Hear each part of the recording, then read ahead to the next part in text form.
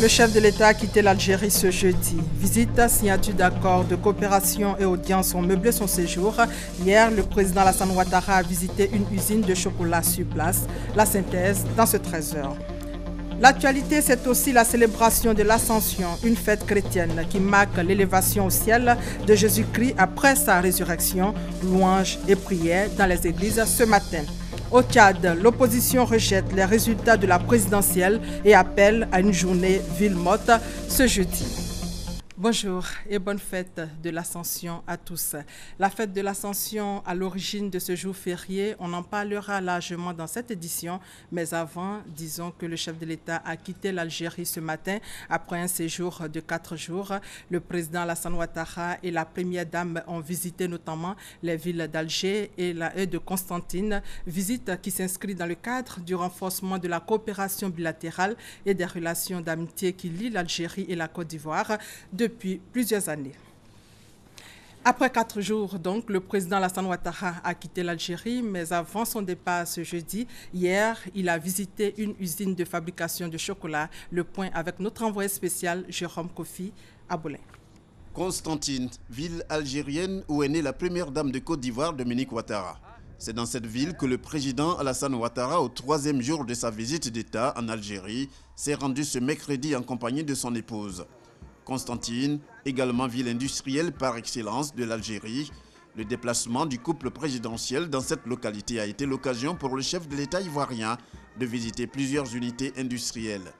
D'abord, l'entreprise ETRAG, dans tous ses compartiments, entre autres l'usinage mécanique et la chaîne de montage de tracteurs massifs. Employant 1200 personnes, l'entreprise ETRAG a fourni en 40 ans d'existence à l'agriculture algérienne 130 000 tracteurs. Il y a aussi le groupe algéro-turc appelé BIFA, un groupe spécialisé dans la fabrication de la biscuiterie, de la chocolaterie et bien d'autres produits. La Côte d'Ivoire étant un pays producteur de cacao, le président de la République a invité le groupe BIFA à venir y implanter une usine de transformation. Autre groupe visité, Holding BMT et UPC qui fabriquent des produits pharmaceutiques. Le président de la République s'est félicité d'avoir visité toutes ces installations industrielles à Constantine. J'ai fait 3 visites. La dernière est celle de cette usine pharmaceutique aux normes internationales. Vous savez, c'est un domaine qui demande beaucoup de précision, beaucoup de précautions. Et c'est impressionnant de voir toutes les dispositions qui sont prises. Je voudrais donc féliciter le directeur général, tous les employés et dire que je suis fortement impressionné. Comme d'ailleurs tout à l'heure la visite de la chocolaterie qui montre que la Côte d'Ivoire peut exporter des beurres de cacao. Également la visite de l'usine de tracteurs. Tout cela montre l'industrialisation de ce grand pays. Et je voudrais profiter de cette occasion pour remercier à nouveau le président Bouteflika pour l'audience qu'il m'a accordée. À Constantine, le président Alassane Ouattara et son épouse ont eu droit à un mini-spectacle au centre Zénith de 3500 places, après d'autres visites, cette fois touristiques, qui leur ont permis de découvrir des ponts ainsi que des monuments historiques. Mais avant tout cela, il y a le rendez-vous à Sidi Mabrouk, le quartier qui a vu naître la première dame. Le couple présidentiel s'y est rendu pour faire un tour à la maison familiale, maison d'enfance de Dominique Ouattara. La première dame était avec le chef de l'État en Algérie. Sur place hier, Dominique Ouattara s'est rendu au musée des Beaux-Arts et au jardin d'essai d'Alger. Encore, Jérôme Kofi Aboulin. 2 sites visités, 2 symboles de grande portée. D'abord, le musée des Beaux-Arts d'Alger, sur une étendue de 4500 m². Accompagnée de la ministre algérienne de l'Éducation, Nouria Ben Gabrit, la première dame de Côte d'Ivoire s'est donné du plaisir à découvrir les merveilles de ce musée, avec notamment l'exposition en cours du peintre Agyaout concernant 56 tableaux. À côté de cela, il y a la collection permanente de moulages européens originaux des écoles françaises et allemandes du XIIe et XIIIe siècle, sans compter la création artistique des grands noms du XIXe siècle. Telle qu'elle a mentionné dans le livre d'or du musée des Beaux-Arts, la première dame de Côte d'Ivoire s'est dite heureuse de découvrir ses œuvres, selon elle, inestimables. J'ai été particulièrement heureuse de découvrir toutes les belles œuvres que regorge le musée des Beaux-Arts. Et vraiment que de trésors et que de magnifiques œuvres qui sont répertoriées dans ces belles salles. Je voudrais féliciter d'ailleurs Madame la directrice du musée parce qu'elles sont particulièrement bien entretenues, sauvegardées. Enfin, c'est vraiment magnifique. J'étais particulièrement impressionnée. Une autre visite de la première dame de Côte d'Ivoire, même plaisir. Il s'agit du jardin d'essai. C'est la découverte par Dominique Ouattara des jardins français et anglais, du musée Faune et Flore, du jardin d'enfants, du centre d'exposition et du jardin zoologique, le tout bâti sur une superficie de 80 hectares. L'un des éléments impressionnants, c'est le grand arbre à lianes qui aurait servi de décor au tournage du célèbre film Tarzan avec l'acteur Johnny Weissmuller. Comme on le voit, la joie de la première dame de Côte d'Ivoire, Dominique Ouattara, a été aussi grande que lors de sa première visite, c'est-à-dire le musée des Beaux-Arts. Rappelons que la visite officielle du couple présidentiel en Algérie a pris fin aujourd'hui jeudi. Le chef de l'État et son épouse ont quitté l'Algérie ce matin. Ici à Abidjan, le Conseil des Maliens de Côte d'Ivoire renouvelle ses instances. Mahamadou Diarra a été réélu pour un nouveau mandat de 3 ans, un mandat placé sous le signe de l'union et la paix. Le nouveau bureau s'engage également pour le maintien des bonnes relations entre la Côte d'Ivoire et la sous-région, nous dit Mamadou Kwasi. Ils sont installés en Côte d'Ivoire depuis plusieurs décennies, d'autres même nés sur le sol ivoirien. Ces hommes et ces femmes maliens veulent s'investir davantage pour maintenir les bonnes relations qui existent entre la Côte d'Ivoire et le Mali. Ils veulent s'engager également dans le combat contre le terrorisme qui sévit dans la sous-région. C'est la mission que s'est assignée le président réélu du Conseil des Maliens de Côte d'Ivoire. Parce que la situation où on se trouve, c'est une situation de crise. Donc quand tu es dans une crise, il faut faire beaucoup attention. Il faut une solidarité totale pour tous les pays de l'Afrique de l'Ouest. Les autorités maliennes saluent cette organisation mise en place pour le bien-être des Maliens vivant en Côte d'Ivoire. Le président du Haut Conseil des Maliens de l'extérieur invite ses compatriotes à la solidarité et à l'union. Dès que vous constatez qu'il y a un mouvement suspect, un individu qu'il soit, dénoncez-le et vous allez voir que c'est par là, moi je pense, qu'on peut seulement éradiquer ou en tout cas contribuer à sécuriser les citoyens que nous sommes et nos biens. Il y a des lois dans ce pays et les règlements qu'il faut scrupuleusement respecter. Et je crois que c'est seulement par ces comportements que ça va faire en tout cas la meilleure façon de bien vivre ensemble. Et ça va aussi davantage renforcer l'hospitalité légendaire. La Côte d'Ivoire compte le plus grand nombre de communautés maliennes à l'extérieur. Ces Maliens vivant en Côte d'Ivoire exercent dans divers domaines, notamment dans le commerce, l'élevage et l'agriculture.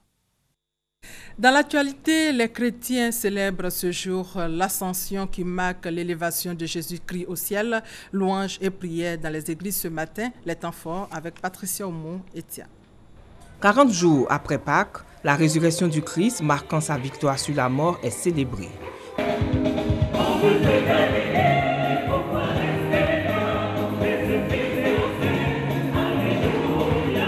Les chrétiens sont en fête. Ils célèbrent l'ascension, l'élévation de Jésus-Christ au ciel. À cette occasion, l'Église catholique propose des tests essentiellement basés sur les derniers moments du Christ avec ses disciples. Par exemple, avant la montée de Jésus au ciel, il leur a laissé des consignes, à savoir « Allez, enseignez toutes les nations, baptisez-les au nom du Père, du Fils et du Saint-Esprit. Moi, je suis avec vous pour toujours. » L'importance de cette ascension pour les chrétiens catholiques est d'ordre de l'espérance. Une espérance de savoir qu'un jour, ils sont appelés à vivre cet amour de Dieu. Notre ascension est pour nous de porter la joie à ceux qui sont autour de nous, en visitant le malade, en allant véritablement donner à manger à celui qui n'a pas. L'ascension marque la fin de la présence physique de Jésus sur terre. Sa présence spirituelle sera consacrée dans 10 jours avec la célébration de la Pentecôte. Et l'ascension qui marque la dernière rencontre de Jésus-Christ avec ses disciples après sa résurrection, célébrée à Boaké, le reportage de Kwadio Kwame. L'Ascension est une fête chrétienne célébrée 40 jours après Pâques. Elle marque la dernière rencontre de Jésus-Christ. avec ses disciples après sa résurrection. L'élévation au ciel de Jésus est la fin de sa vie terrestre. Jésus n'est plus présent physiquement dans le monde visible, mais présent dans ses sacrements. L'ascension annonce l'Esprit Saint 10 jours plus tard et la formation de l'Église. Elle préfigure pour les chrétiens la vie éternelle. Cathédrale Sainte-Thérèse de l'Enfant Jésus de Bouaké, le père Maxime Kouakou a alors appelé les disciples du Christ à rejoindre Jésus dans le royaume des cieux en se servant de lui comme un modèle. Quand il monte au ciel, il nous ouvre la voie. Donc s'il nous ouvre la voie et que l'humanité tout entière est là-bas, ça à nous maintenant de rentrer effectivement dans cette dynamique-là. Donc nous ici, en attendant sur cette terre-là, nous faisons des efforts pour vivre comme lui-même il a vécu. Vivre dans l'amour, extirper la haine de notre cœur. Le célébrant a enfin convié l'Assemblée chrétienne à la table sainte de l'Éternel pour l'Alliance nouvelle et la résurrection, qui est une promesse. L'Ascension coïncide aujourd'hui avec la journée mondiale des sages-femmes. Aujourd'hui, les sages-femmes sont donc à l'honneur. Une journée est dédiée à ces femmes donneuses de vie. Et en Côte d'Ivoire, l'événement sera célébré le samedi 7 mai prochain. Mais avant, l'Association ivoirienne des sages-femmes lance ses activités. Nous explique ici Emmanuel Niamien. Commémorée le 5 mai de chaque année dans le monde, la journée internationale de la sage-femme sera célébrée en Côte d'Ivoire le samedi 7 mai prochain à Grand-Bassam. Pour le lancement de cette journée, l'Association des sages-femmes ivoiriennes s'est rendue dans la ville de Boisflé. Dans cette localité, plusieurs activités ont été menées, notamment des consultations foraines gratuites sur le dépistage du cancer du col de l'utérus et du sein. Nous invitons toutes les sages-femmes à venir assister à ces cérémonies qui leur dédient à la journée scientifique de la célébration. Au cours de cette journée, les populations ont été sensibilisées sur l'importance du dépistage précoce du cancer du col de l'utérus, du cancer du sein, du VIH-Sida, la nutrition, la planification familiale et la fréquentation des services de soins de qualité pour la mère et pour l'enfant. Le thème de cette journée internationale de la sage-femme est « Quelle sage-femme à l'horizon 2020 face à la réduction de la morbidité, mortalité maternelle, néonatale et infantile ?»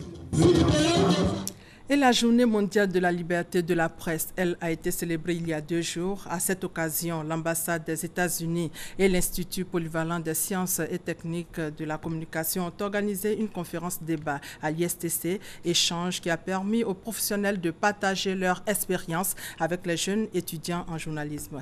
Félix Amani et Victorine Yaoyoboué. La célébration de la Journée mondiale de la liberté de la presse a connu des activités diverses depuis le 3 mai 2016. À l'Institut polyvalent des sciences et techniques de la communication ISTC, les professionnels ont décidé d'échanger avec les plus jeunes en vue de leur transmettre leur expérience du métier qu'ils comptent embrasser. Ce rendez-vous du donner et du recevoir a permis aux étudiants de comprendre le code de déontologie de la profession et certains concepts tels que l'information, le droit à l'information et la liberté d'expression. Les concepts généraux, qu'est-ce que l'information, qu'est-ce que le droit de l'homme, qu'est-ce qu'une liberté fondamentale, et leur donner quelques rudiments pour exercer cette profession et la pratiquer dans les règles de l'art. Réaction de l'assistance. Moi, je peux comprendre ici, quand on entend liberté de presse, c'est qu'on a la liberté, du coup, de pouvoir, en tant que journaliste, faire nos propres enquêtes, c'est-à-dire prendre nos informations et mettre au devant de la population. L'accès à l'information, un droit humain, a été la thématique développée par Mme Camara, journaliste professionnelle. En économie, l'actualité, c'est aussi la 26e réunion du comité d'orientation du Centre régional d'assistance technique du Fonds monétaire international pour l'Afrique de l'Ouest. Les réflexions ont porté sur l'efficacité des appuis apportés par l'institution, la définition et la mise en route de nouveaux projets de développement. Lassine Bakayoko et Jean-Jacques Wameala. Contrôler l'efficacité des investissements, veiller à une meilleure gestion de la dette, améliorer la mobilisation des ressources, le Centre régional d'assistance technique du Fonds monétaire international pour l'Afrique de l'Ouest, en abrégé Afritac de l'Ouest, joue un rôle important dans la promotion de meilleures pratiques. À cette 26e réunion du comité d'orientation, le Centre maintient le cap. C'est pour nous une réunion très importante parce que l'année fiscale vient de commencer, début mai. Et donc ça nous permet d'avoir la marche à suivre pour la mise en œuvre de l'assistance technique dans nos États membres pour l'année prochaine. Ce soutien au gouvernement dans les efforts de modernisation des administrations douanières et fiscales produit des résultats. L'Union économique et monétaire ouest-africaine, UEMOA, enregistre une croissance de 6,6 en 2016 avec une projection de 7,2 en 2017. Des performances nécessaires à la réduction de la pauvreté. Nous demandons aussi l'approbation du comité d'orientation pour la mise en œuvre du programme de l'année prochaine. L'assistance technique est l'un des 3 piliers de l'intervention du FMI auprès des pays membres. Signe de sa place centrale, l'institution consacre un quart de son budget opérationnel annuel à cette assistance technique. Lutte contre le chômage des jeunes diplômés, une conférence est organisée à l'université Alassane Ouattara de Bouaké pour motiver les jeunes à entreprendre. Reportage Léon Brou. 90% le taux d'échec des initiatives entrepreneuriales selon les schémas traditionnels de l'INIE. L'Institut ivoirien de l'entreprise propose donc un nouveau schéma, le procédé Clonix. Le procédé Clonix est un procédé pour créer les entreprises en Côte d'Ivoire. C'est une innovation ivoirienne qui permet donc de créer, de démultiplier notre tissu d'entreprise. Et ça donne sa chance à tous les jeunes, tous les gens qui ont envie d'entreprendre en Côte d'Ivoire sont les bienvenus à travers ce projet pour qu'ensemble on densifie le tissu d'entreprise ivoirienne. Clonix, toujours selon son concepteur, le directeur général de l'INIE, est une forme de création d'entreprise à partir de modèles déjà réussis. Il a l'avantage de réduire, voire annuler tout risque d'échec dans la mise en place, le fonctionnement et la survie de l'entreprise. Au total, un nouveau modèle de densification du tissu des petites et moyennes entreprises présenté aux étudiants de Bouaké à l'initiative de l'ONG Tereso pour lutter contre le chômage des jeunes diplômés. Nous avons sollicité l'appui de l'INIE à travers le procédé Clonix pour pouvoir expliquer aux étudiants les avantages de l'entrepreneuriat. C'est-à-dire s'installer à leur propre compte. La lutte contre la pauvreté est notre cheval de bataille. L'ONG Tereso est née en 2009. Elle lutte contre la pauvreté à travers notamment des actions en faveur de l'insertion des jeunes et l'amélioration des conditions de vie des veuves et des orphelins. Le projet d'appui au secteur agricole en Côte d'Ivoire est un projet qui regroupe 5 filières agricoles, le cacao, l'EVA, le palmier à huile, le coton et l'anacade. Ce projet, qui se veut un modèle de promotion du partenariat public-privé, vise à améliorer la productivité agricole. Après 2 ans d'existence, un bilan à mi-parcours est dressé et les perspectives de l'année 2016 annoncées, nous dit Justine Sey-Djiké. Le projet d'appui au secteur agricole PSAC, initié par le ministère de l'Agriculture et du Développement rural en 2014 et qui a démarré en 2015, s'inscrit dans le cadre du programme national d'investissement agricole PENIA. C'est un projet de développement de 5 filières, le cacao, l'EVA, le palmier à huile, le coton et l'anacade. Le PSAC, qui se veut un modèle de promotion du partenariat public-privé, vise l'amélioration de la productivité agricole, l'accès au marché par la réhabilitation des routes rurales, de dessertes agricoles et le développement institutionnel de ces filières. En 2 ans d'existence, 80 000 planteurs sur 120 000 ont bénéficié du projet. Le PSAC a permis aux filières d'intégrer certains aspects comme la sauvegarde environnementale et sociale qui n'étaient pas prises en compte de façon effective dans la mise en œuvre de certains projets, que ce soit les routes, les écoles, les centres de santé qui étaient construites. Dans la gouvernance, les filières, nous avons adopté des manuels de procédure qui mettent la transparence, l'efficacité dans la gestion, la concurrence. Le projet financé par le groupe de la Banque mondiale, la France, à travers le contrat de désendettement et de développement C2D, l'État de Côte d'Ivoire, les interprofessions et les bénéficiaires coûtent plus de 75 milliards de francs CFA. Autre sujet, la plateforme de lutte contre la cybercriminalité vient de mettre la main sur un présumé cyberdélinquant connu sous le pseudonyme de commissaire 5500. Le jeune homme d'une 20aine d'années aurait arnaqué d'honnêtes gens depuis plus d'1 an. Il est poursuivi